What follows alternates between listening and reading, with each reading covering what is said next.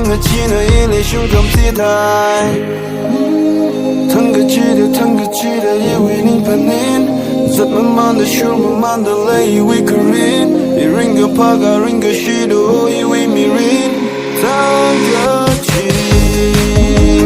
Vanga shona unga shona ringa pa bam chili ring pa la la ring pa ye na ima pa liga Thangkachi da pega ipi po kau ke Kari da punji lay na pung da lay ya Kama shui na li na nga yin da lay ya Lay ki shi na li na nga ting da lay ya Sampang lak ra tham ga lay ki shi kama shui na li Yewu kung ga ho na li na nga sung ra Yewi ning na li na ka ta da hang ra Yewo sa ga ho na li na nga chay ra Yewi ning ba mo sa ka ta lak do Thangkachi da yewi ning panin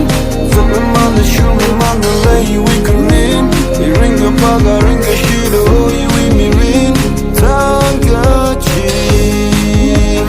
Vanga shona unga shona ringa pa bam chili ring pa la la ring pa ye na ima pa liga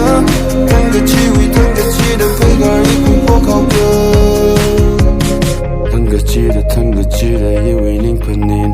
Zat mamanda shur mamanda lay we karin I ringa paga ringa shida o yewi mirin Thangkachi Thangkachi da yewi ning panin Zat mamanda shur mamanda lay we karin I ringa paga ringa shida o yewi mirin Thangkachi Vanga shona unga shona ringa pa bam chili ring pa la la ring pa ye da ima pa liga Thangkachi da pega ipi po kau ke